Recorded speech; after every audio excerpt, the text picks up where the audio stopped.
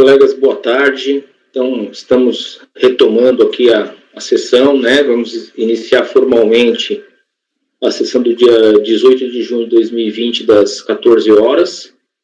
A gente não vai seguir nesse momento a ordem da pauta. Na verdade, nós vamos para o último processo, o item 193 da pauta, cujo recorrente é PB Serviços, Transporte, Limpeza, Gerenciamento e Recursos Humanos, SA, de relatoria do conselheiro Dornelas, em razão de uma ordem judicial que recebemos para julgamento imediato desse processo. Então, eu, de imediato, passo a palavra para o conselheiro Dornelas. Ok. Vamos lá. Eu peço para ir já direto ao voto, que no voto eu vou fazer um resumo dos fatos, e lá vocês já vão entender os fatos. Em seguida, como não tem sustentação oral, né, presidente? Eu já vou direto ao voto, eu dou sequência. Então, trata-se de pedidos de restituição enviados eletronicamente, no valor total de 2.369.000, onde é pleiteado direito creditório proveniente de pagamentos indevidos, do PAEX, realizado em 29 de nove de 2006 a 30 de nove de 2009. A decisão judicial que determina a análise do presente processo. Nos termos do despacho decisório, não se reconheceu o direito creditório pleiteado por dois motivos. Por não haver previsão legal para a restituição dos valores pagos no parcelamento em questão. E 2, porque tais valores fazem parte de amortização dos débitos com a Receita Federal do Brasil, e apenas o saldo remanescente desses débitos tornam-se passíveis de um novo parcelamento. Confira esse trecho do aludido despacho. Aí eu colacionei aqui o despacho na parte de interesse, indeferindo o pleito do contribuinte.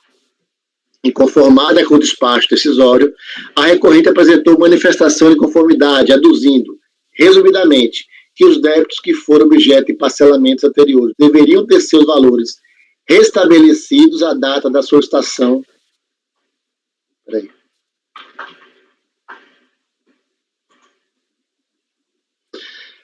do novo parcelamento e que não foram computadas parcelas pagas no âmbito do parcelamento excepcional, e que tal afirmação pode ser comprovada com a simples juntada do recibo de consolidação do parcelamento do saldo remanescente.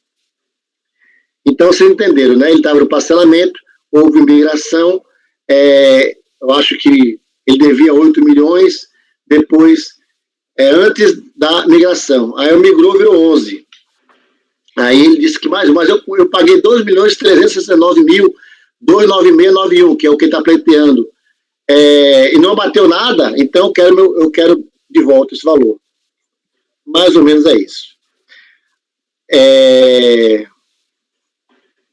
A manifestação foi julgada improcedente pelo colegiado da DRJ, que concluiu que os pagamentos efetuados no âmbito do PAEX foram deduzidos, esclarecendo que os valores designados nos demonstrativos como proveniente do PAEX corresponde ao saldo remanescente do parcelamento anterior.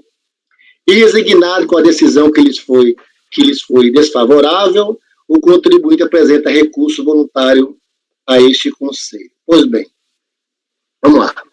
Sustenta recorrente que os valores pagos no âmbito do parcelamento excepcional não foram computados depois que migrou para o parcelamento da Lei 11.941/2000. Analisemos o texto da MP 303/2006, que versou sobre a instituição do aludido parcelamento. Eu trouxe aqui o texto, vou pedir licença para não ler o texto. Artigo 1º, artigo 7º, parágrafos, em especial parágrafo 2º. Da leitura do texto contido no parágrafo 2º do artigo 7º, depreende-se que em caso de rescisão do citado parcelamento, é restabelecida a incidência dos acréscimos legais em relação ao montante não pago, na forma da legislação aplicável à época da ocorrência dos seus respectivos fatos geradores. Em outras palavras, a rescisão e exclusão acarreta o retorno do contribuinte ao status anterior, como se ele nunca tivesse aderido ao parcelamento. Então, aquele benefício que ele teve na adesão, ao rescindir ou ser excluído, ele perderia, né? Em outras palavras.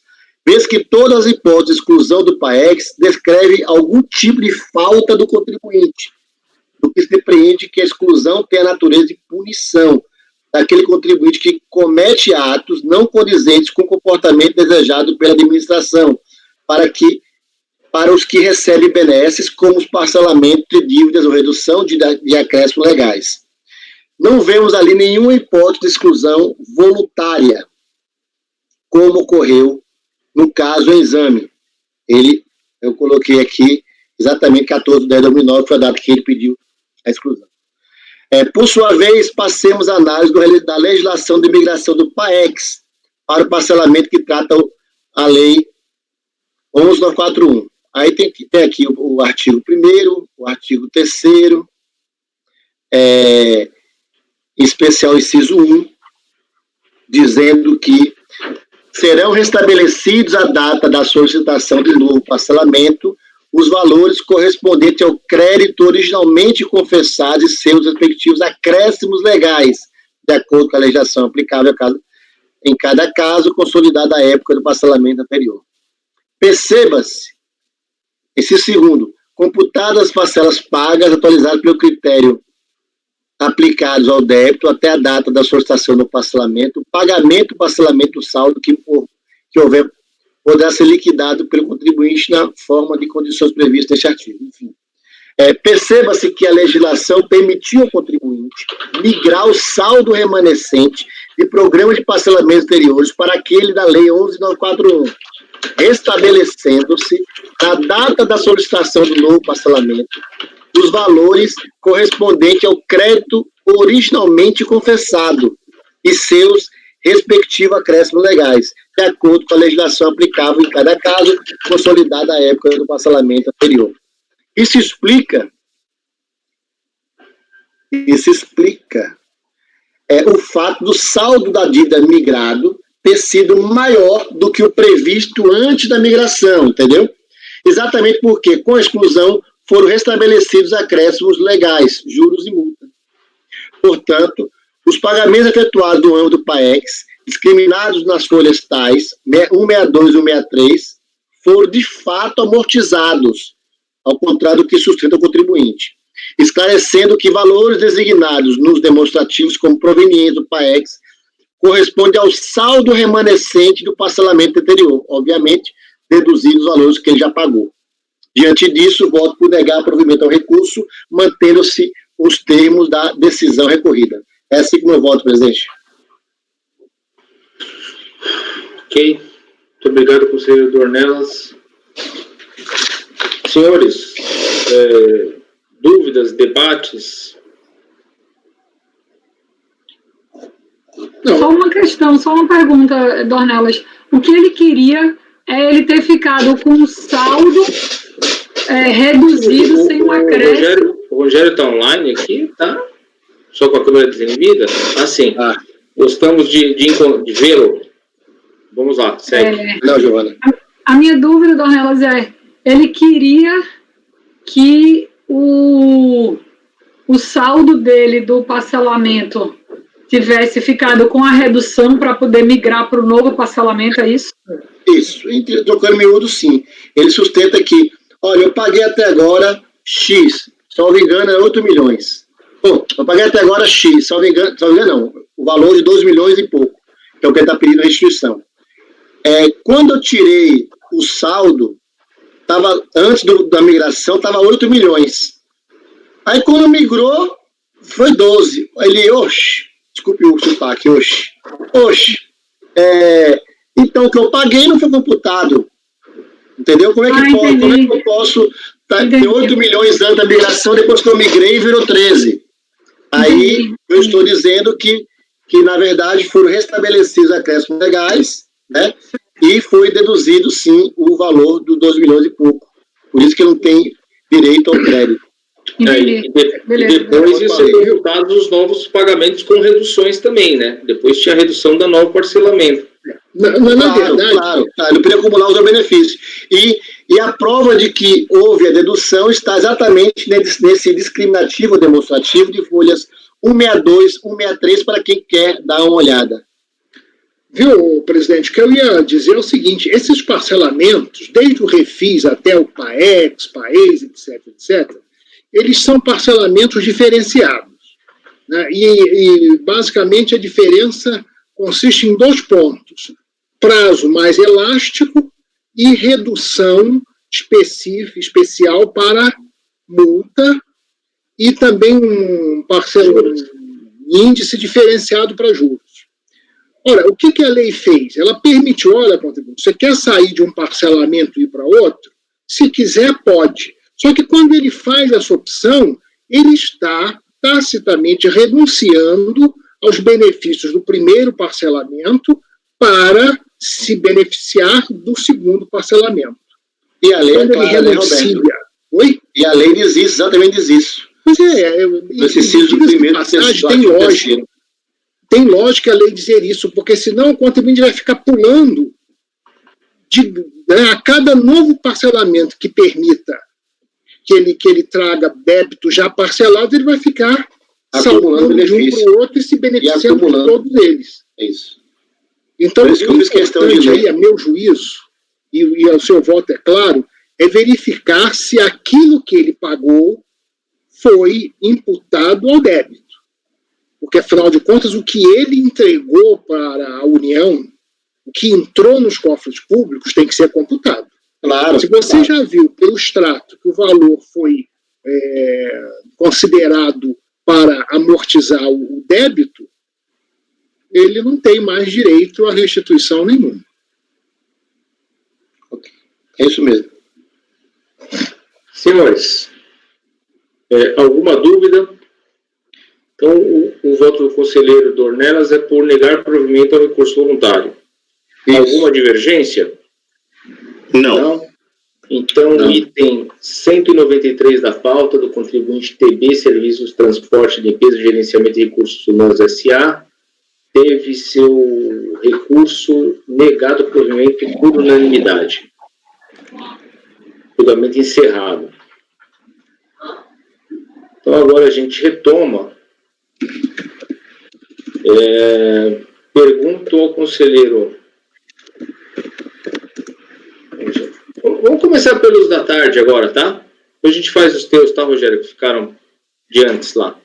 Tá combinado. Então vamos começar pelo primeiro item da tarde, que é do recorrente Ametec do Brasil Limitada, relatoria do conselheiro Roberto. Por favor, conselheiro Roberto. Presidente, esse processo, esse recurso, eu vou pedir licença até para não ler, porque a situação aqui é praticamente a mesma daquela que nós discutimos na terça-feira, envolvendo o cancelamento de Decomp. O cancelamento de Decomp, inclusive, o texto é o mesmo, né? A não ser pela parte inicial, em que eu faço as considerações específicas do caso, no mais é a mesma situação.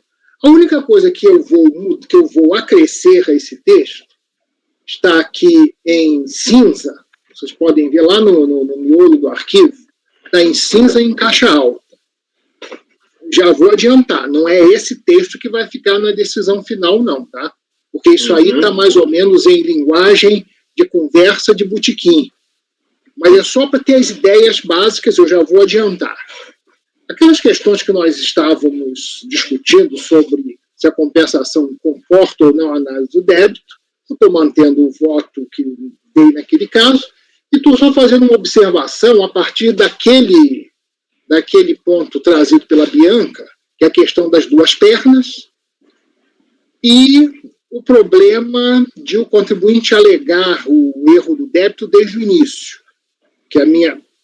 Presidente, eu não sei se seria interessante fazer a leitura, acho que não. Não, por favor, não, pode só... Então ficam inseridos esses dois pontos, em relação ao problema lá das duas pernas, porque compensação tem que ter as duas pernas, na hora que ela perde uma, deixa de ser compensação, E aí, não sendo compensação, nós precisaríamos ver se a lei e as normas regimentais permitem que CARF examine o problema.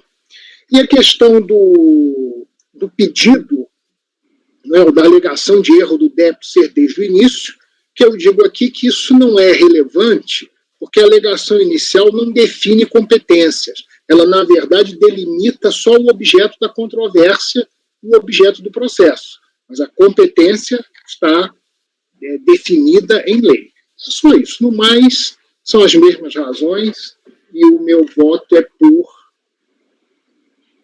por negar provimento. Não conhecer, né? Perdão.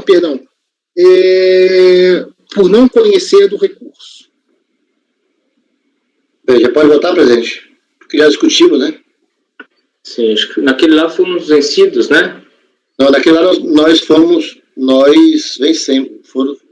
Nós ganhamos. Naquele lá, se eu não me engano... Roberto foi vencido. Foi Roberto, Giovana e Ricardo.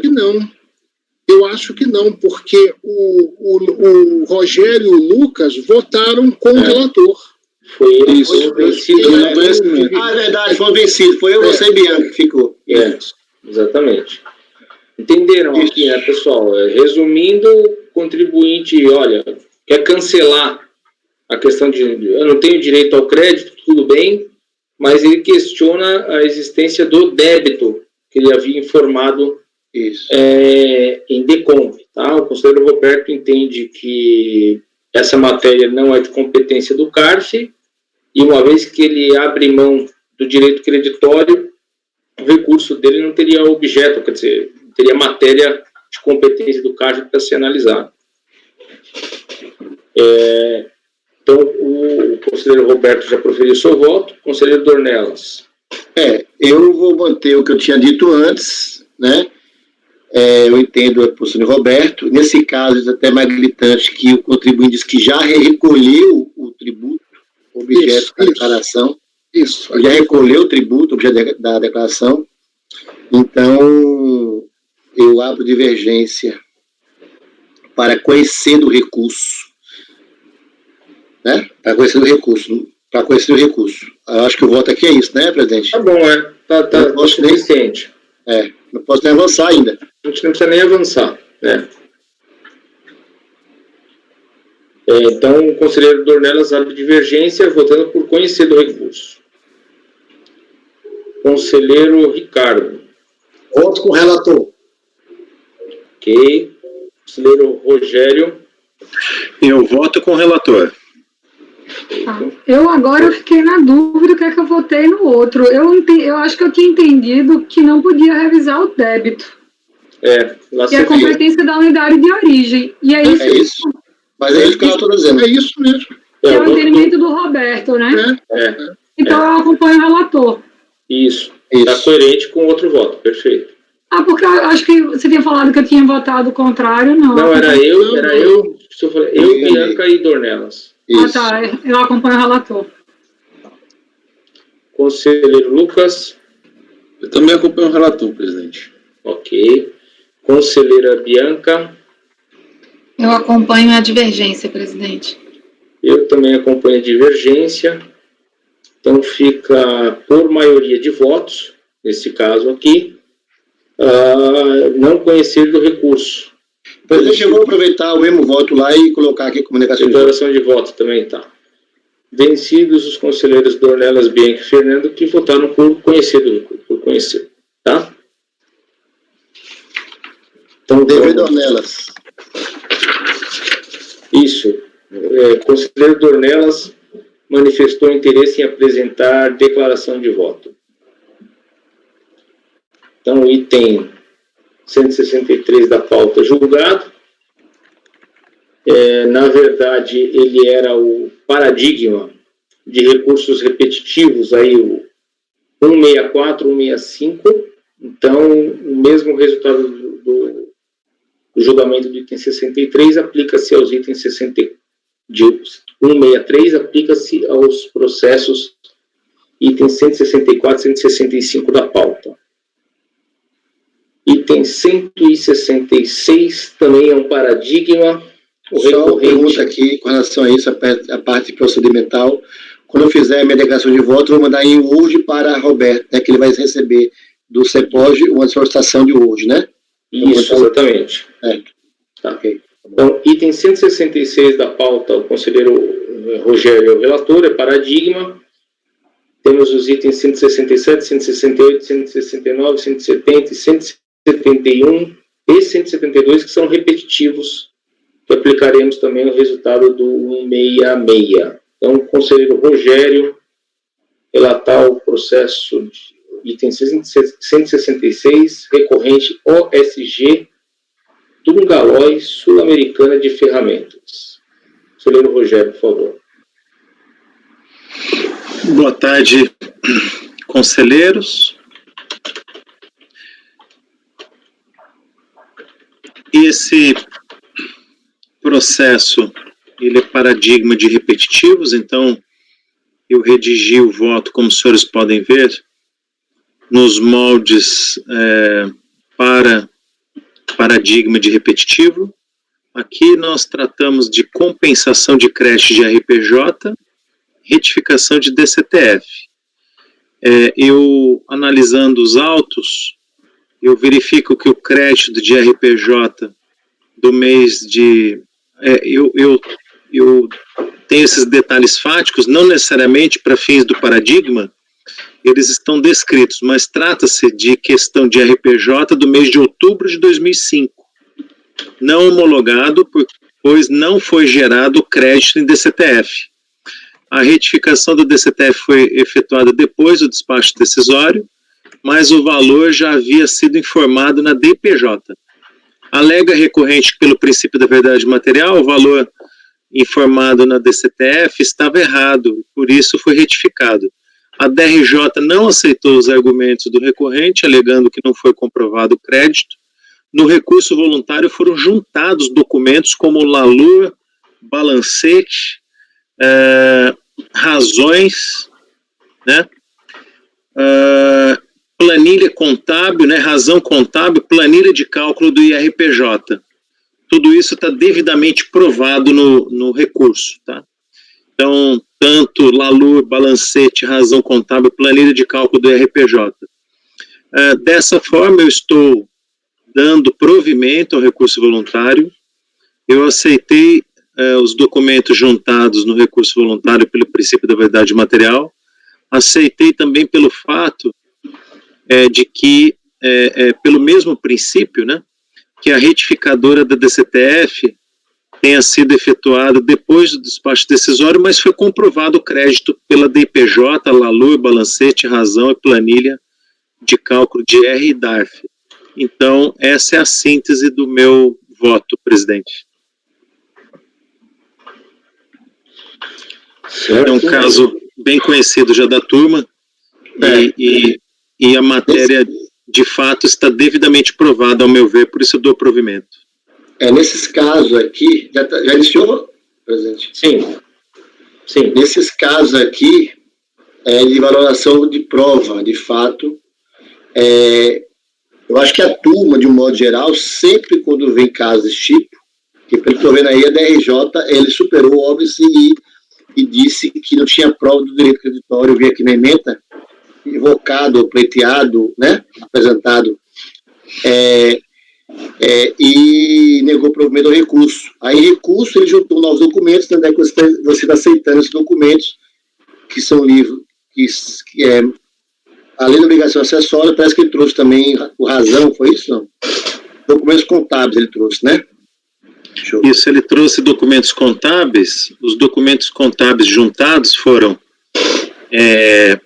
além da DPJ, que já estava preenchida corretamente, LALUR, balancete, razão contábil, planilha de cálculo do IR e DARF.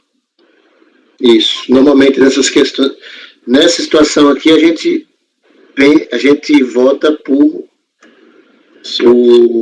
diligência, né? Diligência. Já que esses documentos não foram vistos pela unidade de origem. Aí você já analisou esses documentos, foi isso? Aí você está entendendo que o crédito está liquidado. Isso mesmo. A minha pergunta é só uma. isso aqui já é suficiente para dar provimento ao recurso? Ao meu ver, sim. Posso fazer uma pergunta? Uhum. O crédito que está sendo pleiteado decorre de um pagamento indevido, né, supostamente indevido, de estimativa mensal. Confere? Estimativa mensal, isso? Isso. Tá. Essa parcela que ele está pedindo a título de crédito compôs o saldo negativo? Isso, boa pergunta, Roberto. Não, porque essa me parece uma questão fundamental. Porque se não compôs o saldo negativo, a gente até fica mais tranquilo para devolver. Se compôs, cai naquela situação que você mesmo tinha verificado num outro processo, que é o contribuinte pleitear em duplicidade o mesmo crédito. É verdade. Mas a minha dúvida não é só essa, né? Me parece que tanto a unidade de origem quanto a DRJ simplesmente disseram: você não retificou, não olhe mais nada.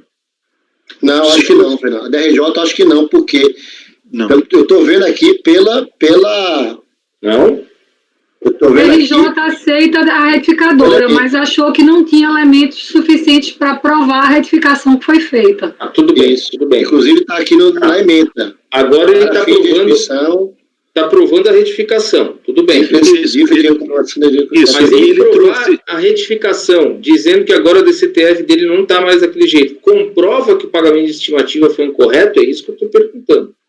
Tá, certo. Por isso que eu falei diligência. A questão é que se o cálculo, se essa liquidação dos valores, se você chegou a fazer, porque, por exemplo, eu já cheguei a dar provimento num processo que era um DARF, um pagamento indevido a maior, e estava uma coisa assim, bem clara, que dava para eu verificar. Inclusive, eu colocava lá os pagamentos no corpo do acórdão. Se for uma coisa muito, digamos, cara crachá, que você consegue ver que a apuração está correta. Nesse caso, você teve condições de verificar se os valores estão de fato corretos, se o saldo, se o valor, o pagamento indevido é exatamente aquele, entendeu? Além do que, tem aquela questão, se essa estimativa compôs o saldo negativo, se ele não entrou com outra decomp, eu acho que eu não sei se você chegou a liquidar esse valor, mas ainda que tivesse liquidado, se fosse uma coisa assim muito cara crachá, ainda tem essa questão que o Roberto colocou, se ele não usou isso no saldo negativo ao final do ano, né? Giovana, eu verifiquei os documentos, eu vejo que o crédito, ele existe pela documentação, mas eu não tenho como ver, e aí muito bem colocado pelo conselheiro Roberto, se isso veio a ser utilizado em duplicidade, porque isso, porventura, compôs o saldo negativo e foi utilizado. Isso eu não consegui verificar. Então, talvez uma DRJ está no processo, Rogério? Isso agrava, né, Rogério? Por ser um repetitivo, né, Rogério? É um repetitivo. O resultado daqui vai para os outros. Então, agrava essa situação para a diligência. Exato. Eu acho que o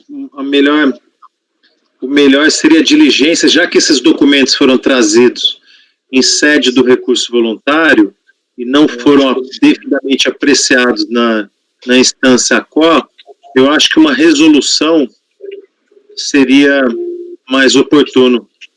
Eu acho que sim. Aí você pode colocar simplesmente assim na resolução, para ele aferir se o pagamento foi indevido de estimativa e se aquela estimativa não foi utilizada na formação do saldo negativo do respectivo período. Aí vem a resposta, vai vir nos repetitivos também, e a gente tem certeza de que, porventura, ele não utilizou em duplicidade isso aí, porque, às vezes parece um erro mais comum do que a gente pode imaginar. Toma cuidado. Agora, aquela questão da receita bruta... Não, isso aí a unidade vai olhar. É erro de estimativa, né? Então, assim, ele tem que comprovar o erro, né? Então, a unidade vai olhar se ele calculou errado a estimativa, né? Ou só recolheu o valor errado da estimativa, E, em sendo isso, se ele não usou o valor integral na formação do saldo negativo, porque isso é importante. Né, Roberto? Pega a sua receita bruta, depois você faz uma revisão, aí utiliza um outro critério pelo balanceamento de suspensão e dá, olha, eu tenho que colocar isso também. A gente não está entrando aqui nesse mérito, né? Porque pagar estimativa incorreta não significa que eu descubro depois que eu paguei 10 mil com base na receita bruta e acréscimo. Se eu fizesse balanço de suspensão era 0, ou de redução era 6 mil, isso não significa que o pagamento foi errado. Pode significar que eu escolhi que não era a melhor opção naquele mês. Né? O que a gente diz ele faz o cálculo com balanço de suspensão, era para recolher 6 mil, ele recolhe 10. Ele mostra que não, o balanço de suspensão está aqui, eu errei no preenchimento do DARF. Ou ele faz com base na receita bruta e acréscimo, era para recolher 6 mil, recolhe 10. Esses 4 seriam indevido, né? É isso aí. Na verdade, ele tem que comprovar o erro que ele está alegando e não fazer uma revisão através de outro critério, porque aí não há erro de recolhimento, né? De estimativa. Tem que ser um erro dentro do critério que ele apurou, não com outro critério, né? Isso. Mas então podemos fazer diligência, então, Rogério? Podemos. Tá ok. Senhores, então o item 167, o relator está reformulando o voto para converter o julgamento em diligência. 166, Fernando. Desculpa, 166. Esse resultado se aplicaria também, né, ao 167 a 172. Alguma divergência em converter o julgamento em diligência? Não. Processos julgados, então.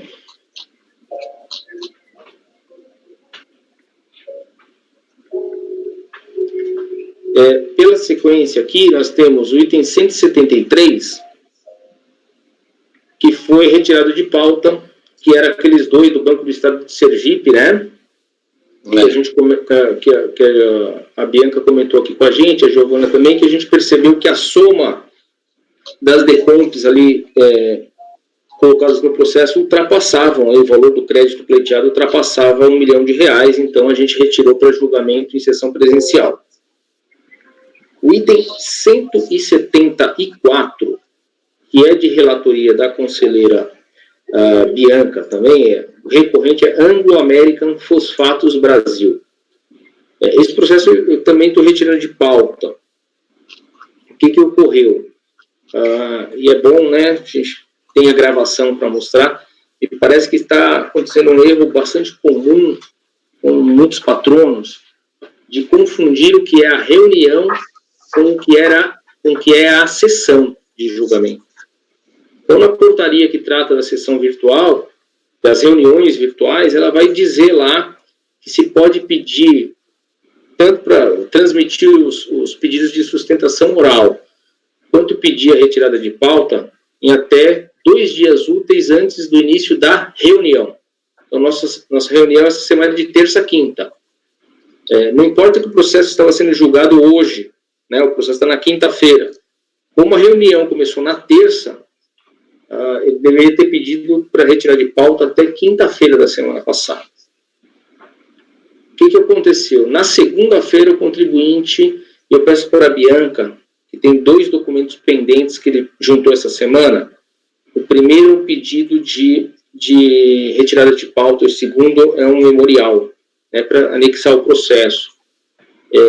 Então, o que acontece? Na segunda-feira ele pediu para retirar de pauta, isso foi negado por falta de prazo ali, fora do prazo.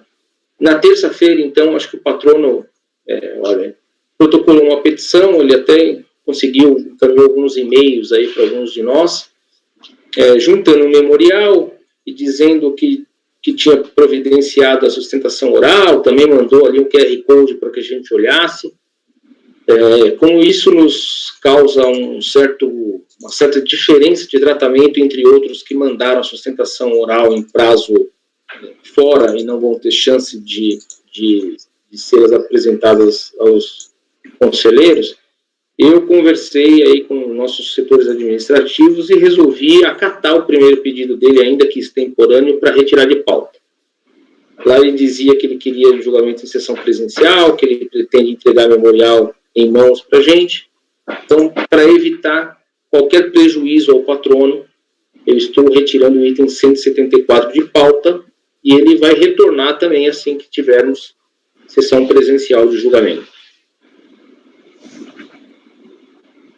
Quem mais aqui? Vamos lá.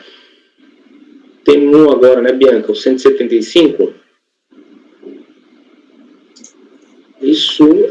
Recorrente é EBARA, Indústrias Mecânicas e Comércio. Podemos fazer? Podemos.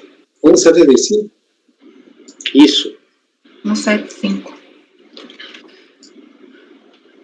Eu tomei a liberdade de checar os processos, os valores direitinhos, para, havendo qualquer possibilidade de dúvida, a gente já discutir antes de iniciar o processo, né? Mas esse é um processo realmente de valor abaixo de 1 milhão. Eu chequei. E eu vou solicitar aos conselheiros que se remetam a partir do voto, em que eu faça um resumo dos fatos, que eu acho que aqui eu consigo condensar somente o que é mais importante para a gente conseguir julgar. Esse processo é um processo de pedido de compensação, transmitido em 2004, visando aproveitar saldo negativo de RPJ, no valor de 230 mil. Foi zerado o despacho decisório, que após a manifestação de inconformidade, foi anulado por um acordo, posto que ele não analisou pormenorizadamente as compensações do contribuinte, limitando-se a declarar que o PERDECOMP não foi admitido, pois apresentava um aumento de débito em relação ao documento original. Foi exarado, então, um novo despacho decisório, em 2011, na qual se deu homologação parcial às compensações solicitadas. As compensações relativas à estimativa de RPJ dos períodos de apuração de março, abril e maio, e a estimativa de CSL de apuração de abril foram todas homologadas. O que se deixou de homologar completamente foi a estimativa de CSL relativa ao período de apuração de maio de 2004 e a COFINS relativa a dezembro de 2004. Justificou-se no despacho que os valores não homologados decorreram da insuficiência de créditos tributários aptos a fazê-los, em virtude de parcelas não confirmadas a título de estimativas. A decisão de primeira instância, não obstante os argumentos apresentados pela recorrente, julgou parcialmente procedente a manifestação de inconformidade, homologando somente uma determinada DECOMP, sob argumento de que houve homologação tácita, pois transcorreu mais de 5 anos contados entre a data da transmissão e o despacho decisório. Não vai haver sustentação oral, certo, presidente? Então, vou passar a leitura do voto. Em sede de preliminares, houve uma argumentação de cerceamento do direito de defesa, em que a recorrente argumenta que ela não foi intimada do primeiro acórdão prolatado pela DRJ.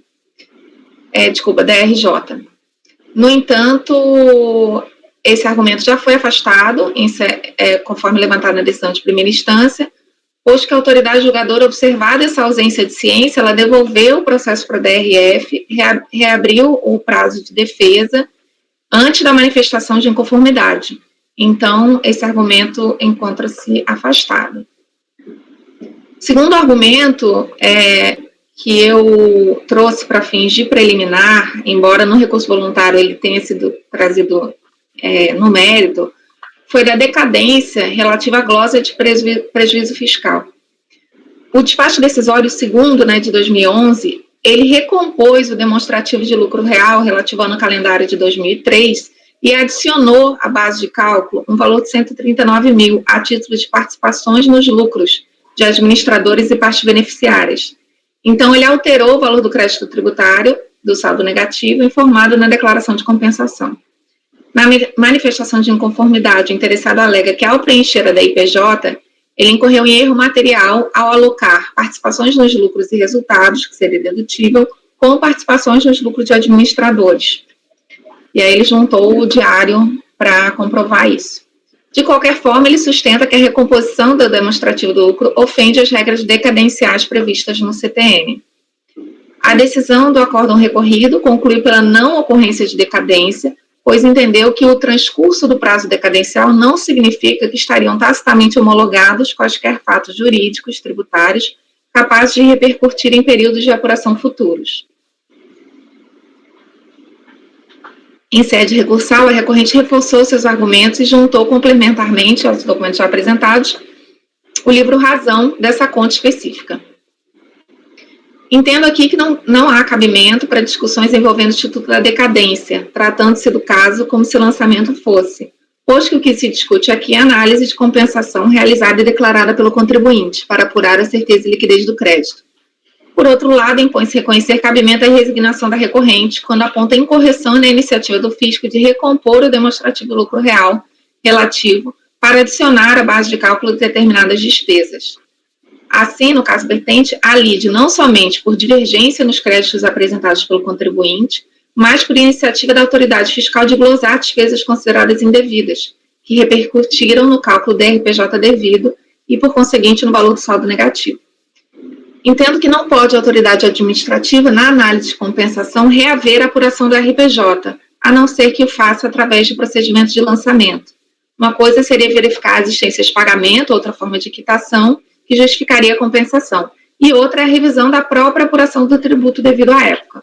Eu cito aqui alguns precedentes que eu vou pedir licença para não ler, e estou encaminhando o meu voto nesse ponto para que seja cancelada, então, essa majoração feita na apuração do RPJ, sendo restabelecido o valor original apurado pelo contribuinte. Passada essa questão preliminar, eu passo, então, para a análise de mérito. Em relação às estimativas de fevereiro e abril de 2003, essas duas estimativas são discutidas no âmbito de um outro processo administrativo, que já foi decidido e que não foram homologadas. Então, em síntese do meu voto, eu acho que não cabe aqui a gente rediscutir uma matéria que já foi discutida, pois que essas parcelas só poderiam ser admitidas compondo o saldo negativo se o interessado tivesse quitado por pagamento ou parcelamento, que não há prova nos autos desse ponto. Em relação às estimativas de setembro, que também não foram consideradas, a recorrente alega que teria decorrido do fato das compensações resultarem de retificação de decomp, em que ela pretendeu substituir o débito, que originalmente era de IPI, por uma estimativa de RPJ. Eu entendo que não cabe retificação para a substituição de débito, de acordo com a legislação regente dessa matéria. Então, eu estou encaminhando por conhecido recurso, rejeitar as preliminares de cerceamento de defesa e decadência, acolher preliminar atinente à impossibilidade de reexame da composição do saldo negativo em processo de compensação, para, no mérito, negar-lhe provimento.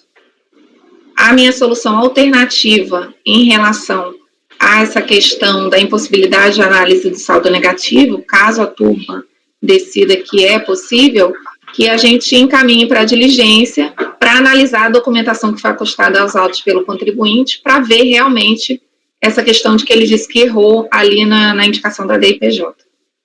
Esse é meu voto, presidente. Pelo que eu estou vendo nesse momento. Só para esclarecer um ponto para eu entender o voto da relatora. A decadência você está acolhendo, não é isso? O seu voto é para... Não foi não. Ela não foi decadência, não. Ela está dizendo o seguinte, me permita. Claro.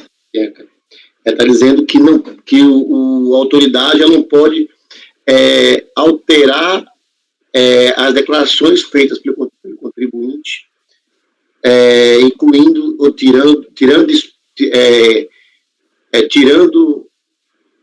incluindo despesa que ele não incluiu, ou então colocando receita que ele não... Enfim, ele não pode alterar isso aí. Independente de decadência. Não é decadência porque aqui no lançamento. Isso é uma linha que a gente já tinha discutido algumas vezes, se não me engano, de que eles podem, na compensação, discutir ali as estimativas que levaram, que estão citadas na compensação, então ele pode discutir aquelas estimativas, se foi pago, se não foi pago. O Roberto está querendo dizer, acho que é o seguinte, como se o teu voto entende que não pode ser alterados esses pontos, não precisa ter diligência, né? Sim. Não, Sim, isso seria uma solução alternativa. Caso o colegiado diga, não, a gente pode ir em frente, a autoridade fiscal poderia abrir, vamos dizer, a apuração e olhar tudo, aí eu acho que cabe uma diligência porque ele tentou comprovar que ele errou ali, que na verdade essa despesa é válida. Viu, Dornelas? Eu acho que quando eu fiz a pergunta, talvez eu não tenha me expressado bem. O que eu entendi, e agora a Bianca está confirmando, é isso. É que, dado o lapso temporal superior a 5 anos, a Receita já não poderia mais revolver aqueles fatos para modificar o resultado apurado no passado, e com isso gerar um efeito sobre o crédito. Foi isso que eu perguntei, e parece que foi isso mesmo. Esse é o voto da Bianca. Ela só avança se for vencida nesse ponto, não é isso? Isso. Me parece, pelo voto da Bianca, que ela foi um pouco mais além do que você falou. Ela, inclusive, se houvesse prazo dos 5 anos, não poderia fazer isso através do exame dessa DECOMP aqui, e sim fazer o procedimento de lançamento. Fazer o lançamento. Isso eu discordo. Eu acho que se você fizer, não é porque não tem naquele demonstrativo que a gente vê lá, se eu identifico o sujeito passivo, se eu identifico a infração, que não tem penalidade, se eu falo qual é tudo descrito que diz lá o artigo 142 e o que for cabível do 9º, não teria problema de ser feito nesse instrumento. No caso concreto aqui, Fernando, já passaram 5 anos. Então, é uma discussão, claro, a gente pode conversar, mas no caso concreto, eu até fiz questão de colocar as datas aqui no início, de que o despacho decisório de 2011, a gente está falando de uma declaração de compensação transmitida em 2004. Então... o pior, que o fato gerador é mais antigo ainda, deve ser, né? 2004. 2003, né? A gente está falando do ano calendário 2003, né? A declaração de compensação é 2004, mas... Setembro de 2003. A apuração do tributo é de 2003. Isso. Não houve homologação de taxa e tudo, não? Não, mas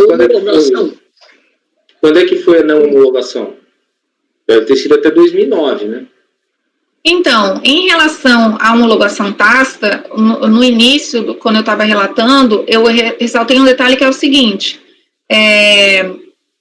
houve um primeiro despacho decisório, que foi em 2007. Março de 2007. Março de 2007 foi o primeiro despacho decisório. Aí ele foi anulado pelo acórdão, e aí teve um novo acórdão, então, e aí teve um novo despacho decisório em 2011, que aí homologou parcialmente as compensações solicitadas. Pois é exatamente isso que eu falei, porque e na linha do que o Ricardo brilhantemente falou anteriormente no voto dele, a única hipótese que ele colocou no voto dele, que nós acompanhamos, é nesse caso, realmente de anular o despacho decisório.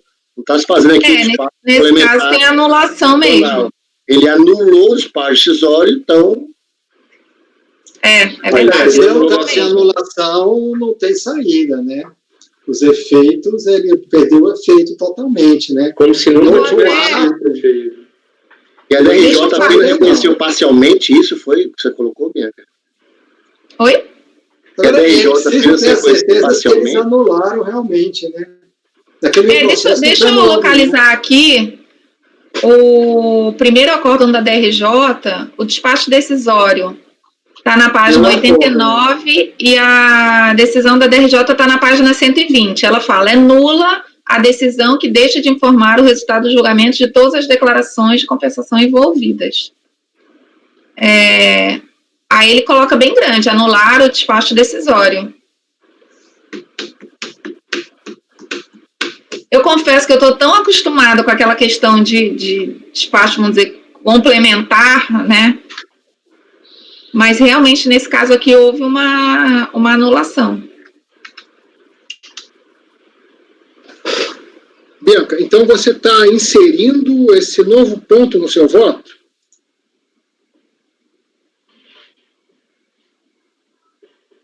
verdade, se a gente for considerar a anulação nos termos que o Ricardo falou, eu acho que a Bianca terminaria acatando a homologação tácita, porque a homologação tácita é um dos argumentos que o contribuinte coloca, não é isso, Bianca? Preliminar. Ele fala da homologação tácita. Aí talvez o voto, talvez o voto, Bianca, fosse aqui, ela vai ultrapassar a preliminar, porque ela vai votar pela procedência do recurso. Né? A preliminar do contribuinte foi porque ele não foi intimado desse primeiro acórdão. Então, é de nulidade da decisão de primeira instância. Ele não traz esse argumento de homologação tácita. Não, mas ele é a questão da decadência, eu estou falando, que você está colocando aí. A questão de decadência que ele traz é só em relação a essa despesa a mais que a autoridade, que o despacho decisório entrou. Ele não fala da decadência, ele não fala de homologação tácita propriamente dita. De tudo, né? Ele fala só dessa questão da participação dos diretores, enfim, aqui. Presidente, com todo respeito, eu acho que a homologação tácita, desculpa, Bianca, eu não quis te interromper. Não, pode ficar à vontade. Eu não quis falar em cima, né? Eu só ia fazer uma observação, que na minha ótica, homologação tácita é matéria que nós podemos conhecer de ofício. Sim, claro. Eu penso que sim, independentemente da homologação do contribuinte. Sim, claro. O que eu queria dizer é o seguinte, é que se a única parte do crédito que foi glosada, a parte do crédito que foi glosada foi por causa de mexer na base de cálculo do imposto devido, e por isso diminuiu o saldo negativo. Se só foi essa, né, é você superar essa alegação que ele fez aí, que é impossível ficar mexendo na parte do cálculo e fora do período decadencial, para no mérito da provimento e razão da homologação tácita, que se reconhece de ofício. É isso que quer dizer. Pois é. Tá ótimo. O que eu vou fazer, então, é inserir aqui essa questão da homologação tácita por conta do prazo. Mas, deixa eu ver uma coisa. Todos concordam que, tendo sido anulado aquele despacho decisório de 2007 e tendo sido proferido somente em 2011, houve homologação tácita? Sim. Presidente, o PDCOMP é de que data? 2004. 2004. Se ele anulou, porque eu não achei, eu estava procurando aqui a decisão da DRJ, tá entendendo? Se ela anulou, não vejo saída. Ricardo, a decisão da DRJ que anulou está na página eletrônica 120. É logo no primeiro volume. No primeiro volume. Eu estou nele. Então, decisão recorrida anula. Isso. Não tem saída, não. E o próprio despacho está na página 89. Presidente, é bem expresso, assim. Quando se anula um ato administrativo, é como se ele não existisse. Não existisse. Ele apaga tudo, a não ser algum outro efeito que seja irreversível, no mais é como se ele não existisse. Se não existiu aquele ato, nós temos que começar a contar o prazo lá de trás. E aí, inevitavelmente, vai cair na homologação tácita. Conforme bem explicou o colega Ricardo hoje de manhã. É isso aí. Sim, né? Porque me parece assim, isso é unânime na turma. Se a gente for discutir depois se podia mexer ou não na base de cálculo, não é. Não. Né? Então, nós temos dois problemas aqui. Porque a gente pode deixar de declarar, se bem que eu acho que não é uma preliminar. Prejudicial, né? É um prejudicial. Já podia falar que tem homologação tácita. Agora, se isso for superado, tem que voltar para a gente julgar. Eu acho que é o razoável. Acho que tem homologação tácita? Tem, parou. Se por um acaso a Fazenda conseguir reverter essa decisão, retorna e a gente vai discutir o segundo ponto. O que vocês acham? Eu concordo com essa posição. Eu não me oponho, não, Fernando. Eu posso falar da homologação tácita e encerrar o voto. Agora, não tem uma orientação da gente julgar não, só em caso preliminar, né? Na verdade, eles, assim, é extraoficial, assim, pediram para a gente não fazer, porque isso está gerando um problema para as duas partes, tanto para o contribuinte quanto para a Fazenda, depois na hora do recurso especial. Porque aí quando você põe lá uma decisão que tem 3 problemas, aí eles querem achar um outro processo divergente desse, que tenha tido interpretação igualzinha, assim, com 3 casos.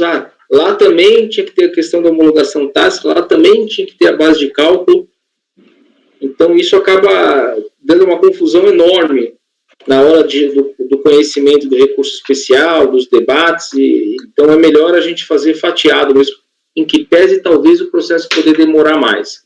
Então, se a gente mata nessa questão aqui, mata e manda lá para frente. Se a PFN, nesse caso, né, a PFN conseguir reverter a decisão, retorna e a gente julga o restante.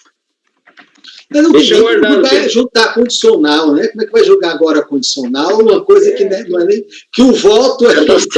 Tá certo. Entendeu? Porque daí sobe por um motivo, aí eles querem discutir o outro lá em cima, acaba a gente criando um grande imbróglio processual. Tá certo. Que pese a demora, talvez seja melhor a gente fazer por pedaços mesmo. Por isso, Fernando, que eu defendo a tese, daquele assunto que a gente conversou, se precisamos chegar lá na Câmara Superior e eles rejeitarem essa prejudicial nossa, a nulidade da decisão deles é só parcial, tá entendendo? Parcial. Aí nós vamos apreciar o que ainda não foi apreciado, tá entendendo? Aí é só complementar, né? É só complementar isso. Que é a linha que eu defendo. Uhum. Como é que eu posso colocar no final, então? Posso colocar conhecer o recurso voluntário e acolher a prejudicial de homologação? Reconhecer, né? Tá, reconhecer. Tá Só tenho uma dúvida. Ele realmente não solicitou nada sobre homologação tácita? Porque, a bem da transparência, se ele não o fez, eu vou colocar que a gente está de ofício dando. Até porque pode ser uma matéria que a Procuradoria da Fazenda discorde. Agora é interessante que a DRJ reconheceu parcialmente essa homologação tácita, né? Agora, Bianca, fazendo a homologação tácita, seria interessante transcrever aquela parte do acordo da DRJ que o Ricardo falou, que considera nula.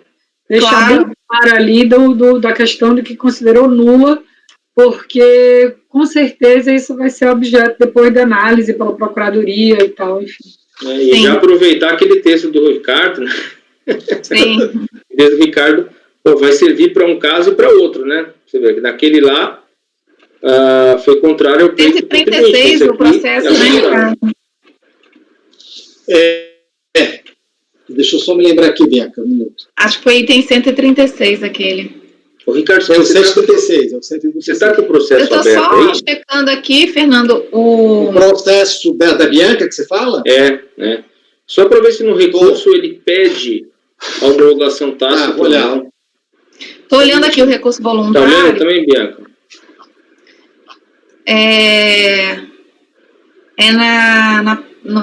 No processo eletrônico folha 383, que ele começa falando dessa questão da imutabilidade dos dados informados na DIPJ já atendidas pela decadência. Então, ele fala muito de decadência. Mas daí ele está falando daquela questão de mexer na base de cálculo, né? Creio eu, né? A homologação, aí ele fala que a decadência, que é impossível modificar os fatos relativos àquela época e tal. A homologação representa a concordância expressa por parte do fisco. Ele está falando em relação àquelas despesas que eles está falando da operação aqui, da base de cálculo, né? Que eles acabaram mexendo, e não propriamente dito da homologação tácita da compensação. Da compensação em si. Não. E só para eu saber aqui, ele não está pedindo restituição, né? Compensação.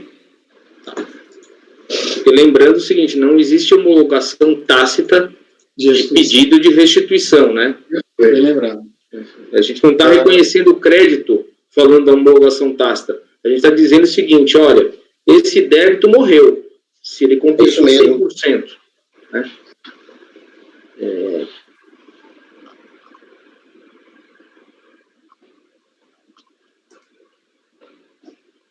Não tem um pedido de homologação tácita, não.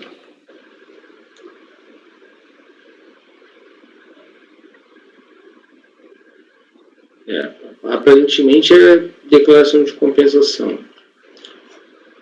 Eu sugiro aqui a gente de ofício, então deixar registrado, a gente de ofício dá provimento, a gente dá provimento ao recurso voluntário por reconhecer de ofício a ocorrência de homologação tácita.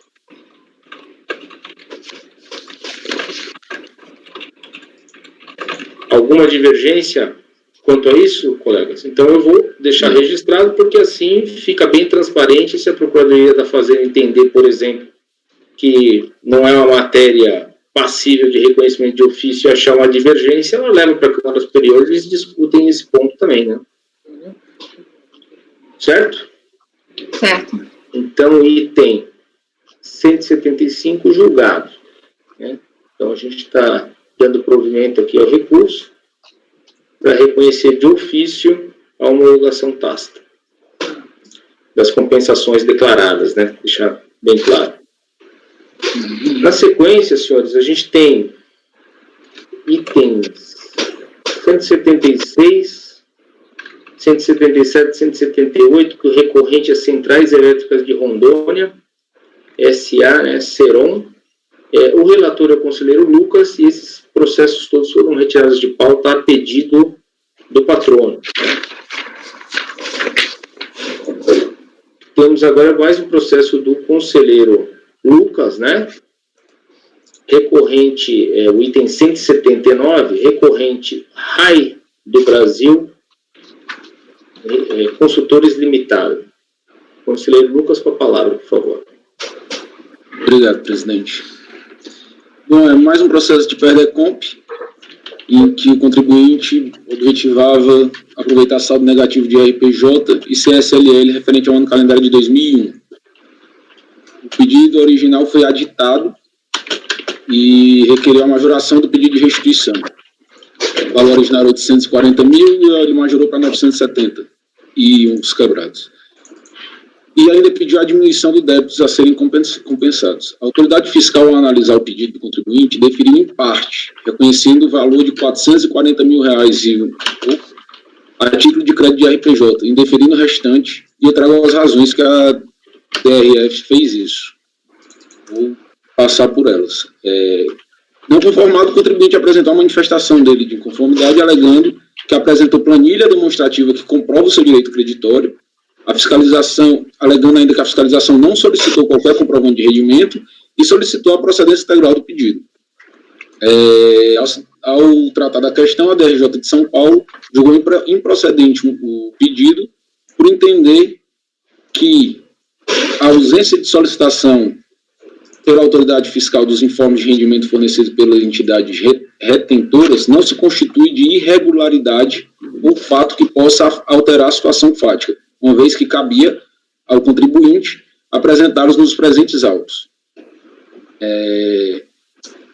Mais uma vez inconformado, ele apresentou o seu recurso voluntário, em suma, que seria, em palavras dele, cristalino o direito e restituir e compensar integralmente o saldo negativo de RPJ do ano calendário de 2001, em razão da documentação acostada aos autos.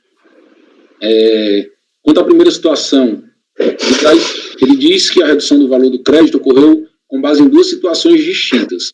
A primeira, por reduzir o montante do IR-fonte dedutível anual, que era um valor de 413 mil para 311, sobre a alegação de que é apenas esse o valor que é aferível em seus sistemas, sem apresentar o relatório analítico e discriminando, sem apresentar relatório analítico e discriminado, apontando a constituição de tal valor e apontando as eventuais diferenças que constituem a ficha 43 da DRPJ. da recorrente, onde consta a relação integral da origem das receitas faturadas e os valores de retenção promovidos por seus clientes. E a segunda, por reduzir o valor do imposto de renda pago por estimativa. Quanto a... Deixa eu ver... Quanto à primeira situação, afirmo que na folha 43, isso são argumentos do recurso voluntário, tá? Afirma que na ficha 43 da DIPJ consta a relação integral das empresas clientes que efetuaram pagamentos ao longo do exercício e foram fontes pagadoras. Quanto ao ponto em que a autoridade fiscal não aceita a integralidade dos valores apontados, ele informa que caberia à fiscalização apontar a composição analítica discriminada, confrontando as retenções indicadas na ficha da IPJ do valor reconhecido. Traz mais alguns argumentos e pleiteia o reconhecimento do seu direito creditório. Vou passar o voto, que eu acho que vai ser mais, acho que vai ficar mais claro para vocês entenderem até aqui o contexto. Admito do recurso, porque ele é tempestivo e atende aos demais requisitos. Conforme relatado, pretende o recorrente a revisão da decisão da DRF de origem, que lhe concedeu parcialmente o direito creditório, porém, suma entender que não houve apresentação de relatório analítico e discriminado apontando a constituição de tal valor. É o seguinte, quando não foi constatada a integralidade do valor, ele quer que a Receita informe por que não foi, e não ele justifica o porquê que ele teria direito. É mais ou menos esse o contexto da discussão. Ele fica dizendo que, por que você não aceitou tudo? Me diga por que você, me traga o argumento que você não aceitou tudo, ao invés dele justificar o porquê que ele teria direito àquela integralidade. Ele não justifica que ele teria esse direito. Ele diz que não poderia, simplesmente, não poderia não ser aceito.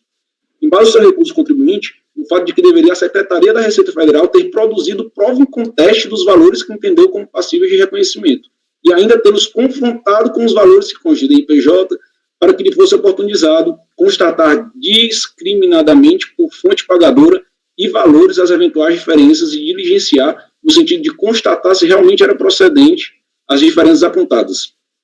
E até mesmo solicitar à fonte pagadora os devidos comprovantes de pagamento. Ele repassa tudo isso para a Fazenda. Faz-me esclarecer que não foi apresentada documentação complementar em sede recursal. Analisando os pontos elencados pelo recorrente, inicialmente se faz necessário avaliar o despacho decisório proferido pela DRF de origem. E dessa avaliação que se verifica que a autoridade fiscal realizou um trabalho detalhado e minucioso frente ao conjunto probatório colacionado pelo contribuinte. Com base na documentação lastreada aos autos,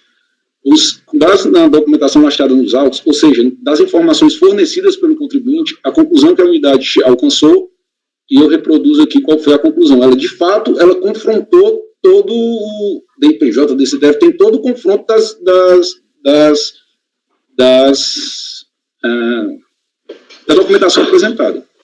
Então, veja que a autoridade fiscal não se ateve a fazer análise isolada da DIPJ, mas confrontou e verificou as informações contidas da DIPJ do ano calendário 2001, mas confrontou e verificou as informações contidas na documentação apresentada dos últimos anos. Assim, analisando desde o ano calendário de 96 até 2001, verificou o saldo negativo de RPJ no montante de 400 mil. Acontece que o recorrente se insurge contra o valor alcançado pela DRF quando da análise da sua documentação, mas intenta reverter o ônus probatório, para que a autoridade fiscal lhe informe detalhadamente o que estaria em desacordo com o que pleiteou. Ora, a partir do despacho decisório, detém o contribuinte plena capacidade de averiguar e constatar as razões que fizeram com que o seu pleito não fosse atendido de forma integral, mas buscar impor a obrigação probatória para o fisco se mostra inviável. E aí eu trago o CPC em caráter suplementar e subsidiário, né, que o ônus da prova incumbe a quem pleiteia, e eu finalizo dizendo que a autoridade fiscal fez um trabalho detalhado e minucioso em relação a todo o conjunto probatório carregado aos autos, alcançando o valor do crédito que foi reconhecido. A alegação do recorrente de que caberia à autoridade apresentar um comparativo não encontra respaldo. Da mesma forma, não merece guarida a alegação de que deveria ter sido requerido pela autoridade fiscal a apresentação de informe de rendimento, uma vez que decorre de previsão expressa do artigo 979 do RIR 94, vigente à época. Então, resta claro, portanto, que o recorrente não se desincumbiu do ônus probatório e se ateve em manifestar inconformismo quanto à forma com que a autoridade fiscal alcançou os valores a título de reconhecimento do crédito, não demonstrando qual seria a forma correta através de documentação idônea. Por tal razão, eu conheço do recurso e nego o provimento.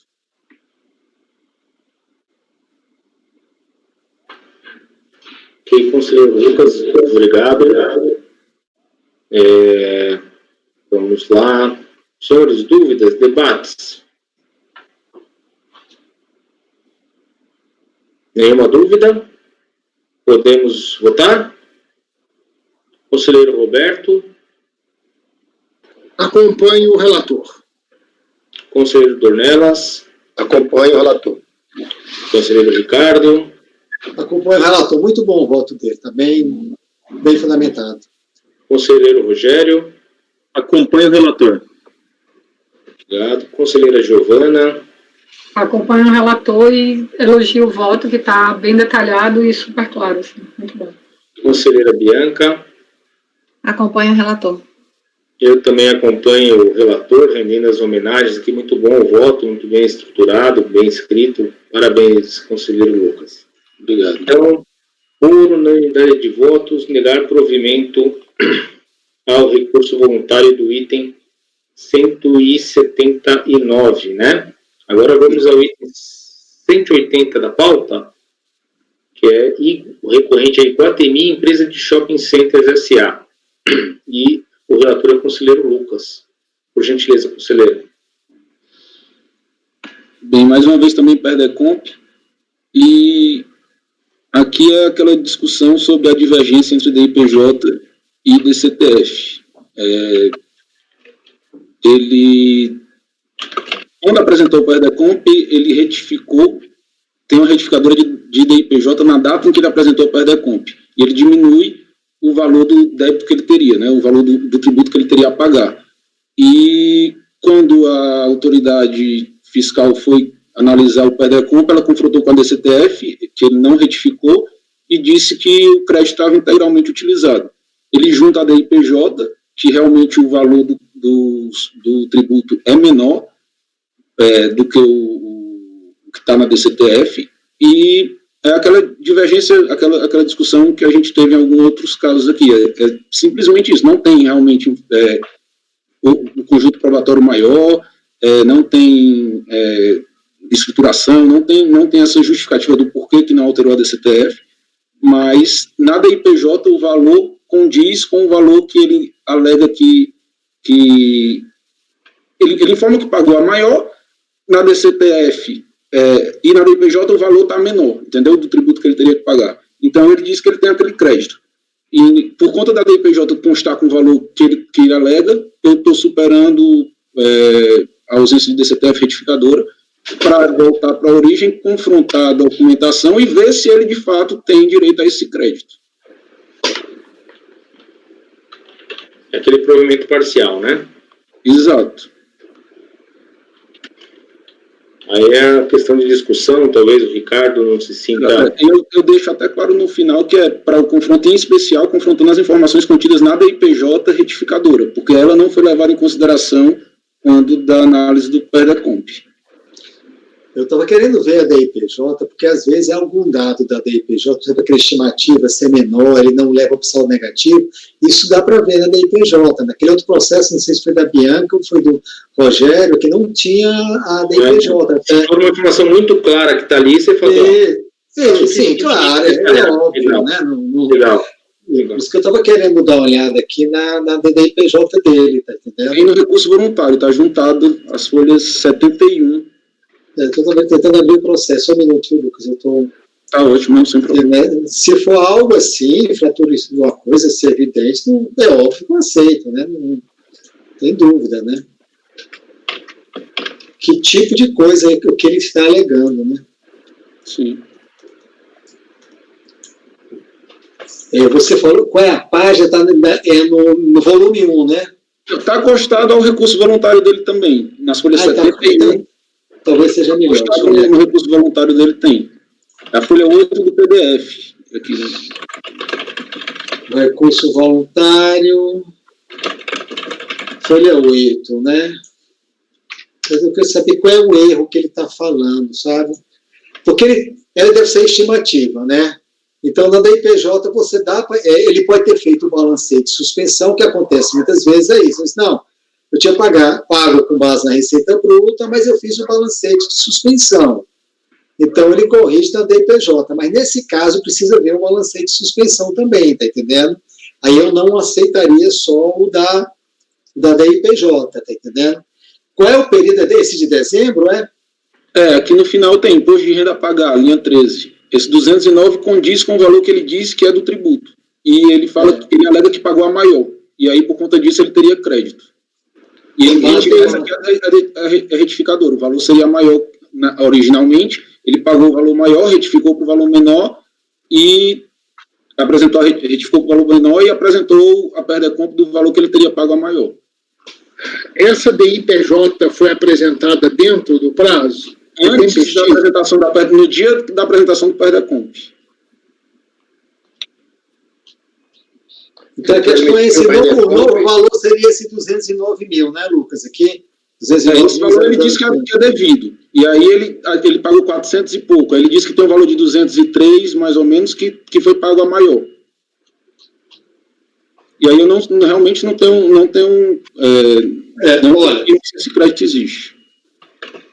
Eu sou tendente nesse caso aqui realmente para diligência mesmo, tá entendendo? Porque a DIPJ por si só não dá para ver, não. Porque se ele reduzir o valor, ele tem que justificar o motivo que ele está reduzindo esse valor, tá entendendo? A questão, desculpe, a gente não entrar nesse mérito agora, porque... Mas ele pede diligência? Não. Ricardo? Não, tá bom. Não, calma. Por isso que a gente dá o provimento parcial, viu, Ricardo? Para que a unidade de origem faça essas averiguações que nunca foram feitas. E a gente só precisa ter sempre essa confiança, assim, que ele trouxe alguma coisa que demonstra que a mera falta de retificação não seria problema ante os elementos que ele nos dispõe, ele nos disponibiliza. Aí, se está certo ou não, se ele vai fazer jus ou não aquele crédito pleiteado, vai depender da análise que vai reiniciar na unidade de origem, né? Senhor Roberto. Presidente, só uma observação aqui, para trocar uma ideia com vocês, em particular com o Ricardo. O Lucas disse que ele apresentou a DIPJ na mesma data de entrega da DECOMP. Imaginemos que nesta data ele também tivesse apresentado uma retificadora de DCTF. O que aconteceria com essa compensação? Possivelmente ela seria homologada. Porque o sistema não ia gerar inconsistência. Não ia gerar inconsistência nenhuma. Então, me parece que se ele poderia ter retificado a DCTF naquela data para ajustar com a DIPJ, isso aí já é talvez um indício de boa-fé do contribuinte. A diligência vai se incumbir de responder. Nesse caso, porque teve aquele outro processo que eu estou lembrado, até que a gente julgou, que foi bem polêmico, ele tinha sido intimado, né? Isso, esse aqui não teve intimação prévia, não, para ele ajustar. Não teve, não. Isso já é um dado, só não começa a se tornar diferente. Uma coisa, eu até fiz questão de confirmar, porque como teve, justamente esse ponto ficou em discussão, né? A gente esclarecer. Eu procurei hoje, antes de começar, inclusive, para ver se tinha tido essa intimação, para deixar claro aqui no relatório, para todo mundo já ter essa informação, mas nesse caso ele não foi intimado previamente para ajustar, não. Simplesmente foi levado em consideração os argumentos da DCTF e foi informando que ele tinha utilizado o crédito integral com a informação que tinha na DCTF. Ele falou, olha, mas eu tinha a DIPJ, estava de posse da fazenda e vocês não confrontaram uma com a outra. Ele entregou a DCTF aqui, a retificadora, depois? Não tem DCTF retificadora.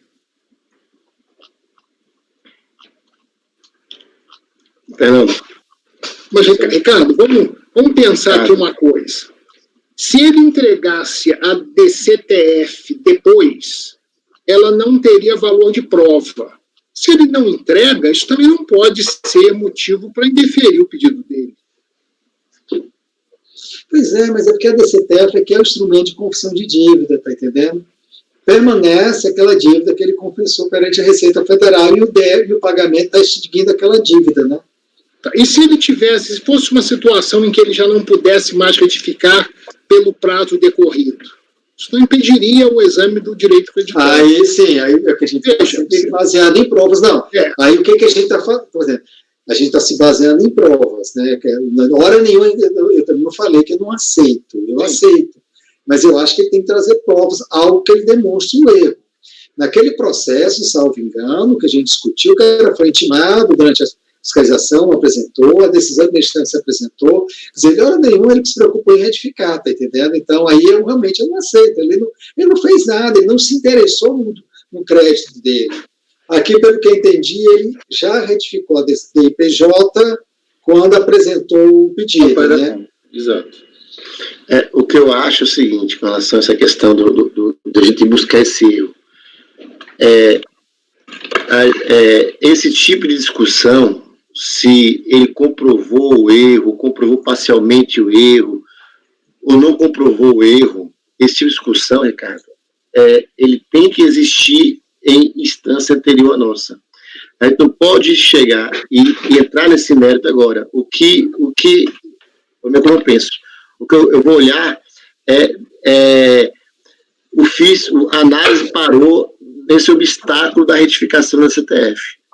Então, pois é, mas você vê bem, se parou aí, existe inclusive a orientação da Receita, que isso não impede, o contribuinte tem direito de retificar a hora que ele quiser, inclusive depois do despacho decisório. Então, e não houve essa análise, a gente vai superar esse óbvio se voltar para lá sem olhar mais documento, porque a gente não vai ter nenhum juízo de valor sobre a questão do erro, se comprovou, não comprovou, pode comprovar, aí sim, depois que for analisado isso aí sim volta para a gente analisar. Outra coisa que eu queria falar eu vou querer responder isso, tá certo? Confirmar o que Roberto falou, se a DCTF, ela por si só não serve para confirmar a existência do crédito, a falta dela, por isso que eu falei a você ontem, a falta dela não deve ser obrigatoriedade do contribuinte. O contribuinte deve sim trazer elementos aptos para demonstrar que o que foi declarado lá na DCTF original, aí nesse caso nem retificação houve, ele foi equivocado. Então, se traz ou não retificadora, ela não é importante, uma vez que ela por si só também, se ela não serve para poder comprovar o crédito, na falta dela também não serve para indeferir o crédito. Deixa eu falar agora um pouquinho, eu não sei se eu te entendi bem, mas eu acho muito relevante a existência da DCTF, porque é um instrumento de confissão de dívida. A DIPJ não é um instrumento de confissão de dívida. Todo o controle do contribuinte é pautado nessa situação da dívida que ele está confessando, tá certo? Então, ele, para dizer, olha, eu confessei a maior, ele tem que ter um ato dele de retificar esse erro. Eu não posso reconhecer um crédito de algo que ele confessa maior e, em momento nenhum, ele corrige. Isso é uma premissa e é o que se faz no despacho decisório inicial. Eu desconheço recomendação da Receita que seja diferente. É uma coisa lógica, é uma coisa básica, simples. Ele diz, olha, se você me confessa uma coisa, eu vou controlar o teu conto corrente, não confessaste. Aí agora tu vai dizer que tem um crédito, um pagamento maior, é básico que ele que tem que reduzir o que ele confessou, tá certo?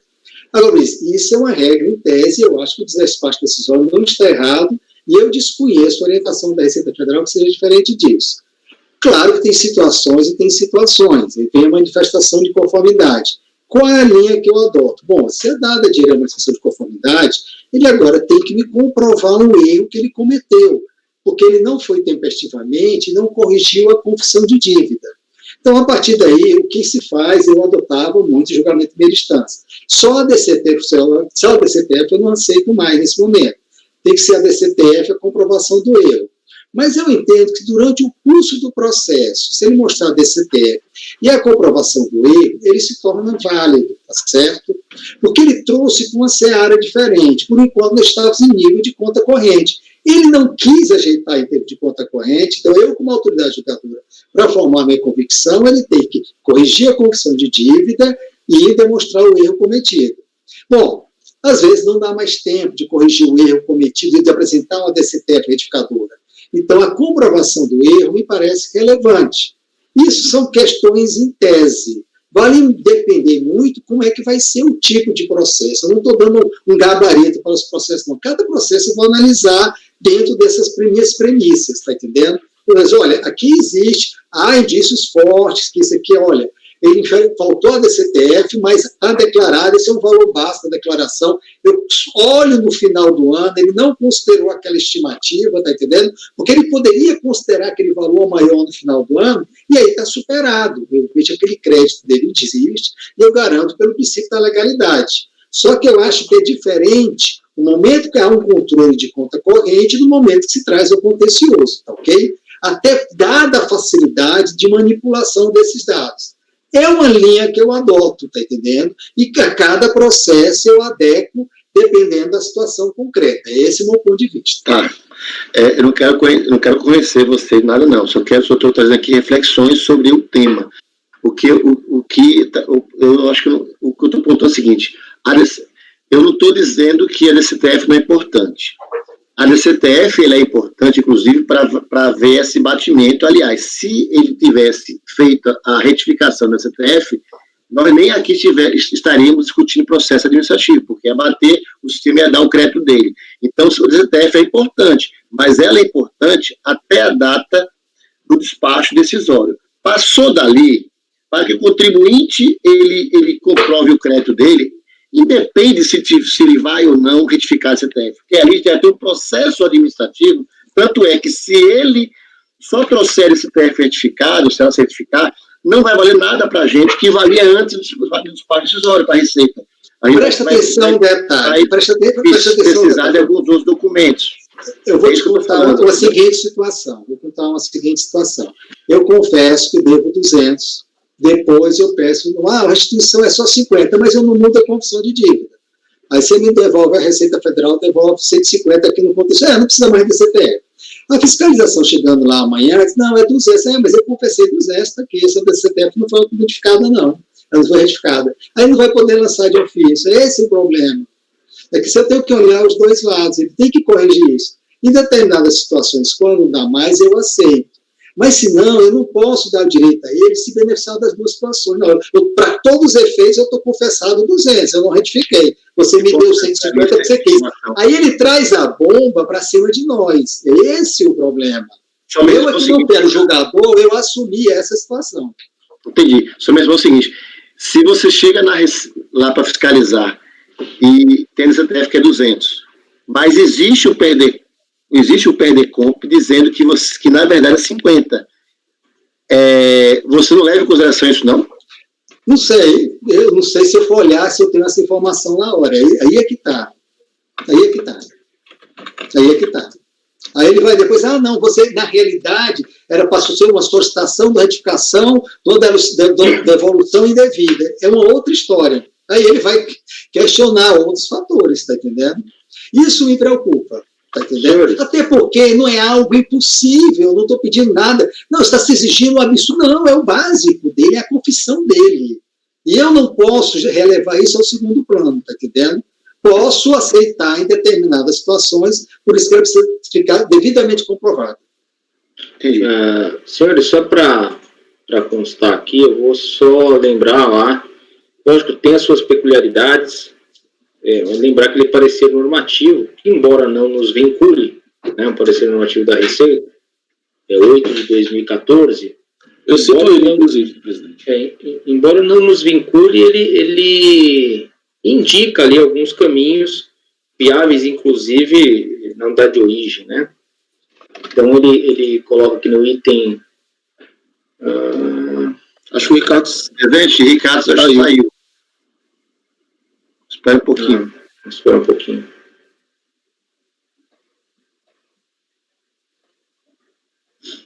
Eu vou aproveitar um minuto, vou pegar um café, pode ser?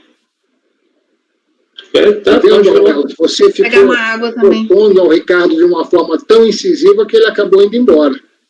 Senhores, vamos fazer o seguinte, 3h30, vamos parar um pouquinho, fazer 5 minutos de intervalo, Aí 3h40 a gente volta e acelera para a gente ir para o final. Tá bom? Então, a gente retorna 15h40. Vamos mandar uma mensagem para o Ricardo no WhatsApp. Ao apoio, eu solicito parar a gravação nesse momento, interromper, por gentileza. Encerrar a gravação, presidente. Obrigado.